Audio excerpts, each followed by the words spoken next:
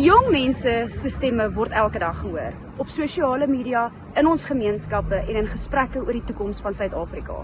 Maar die belangrikste plek waar jou stem gehoor moet word, is by die stembus. Ons is almal bekend met die probleme wat ons ervaar in ons munisipaliteite. Slaggate, wateronderbrekings, kragonderbrekings, riool wat in riviere loop. Op 4 November kry ek kans om vir 'n beter raad te stem, vir beter raadslede, vir VF+ raadslede, om beter munisipale rade tot stand te bring. En hoe lyk 'n beter munisipale raad sonder die ANC in regering? Die klimaat op hierdie stadium in Suid-Afrika is uiters gunstig vir die Vryheidsfront Plus.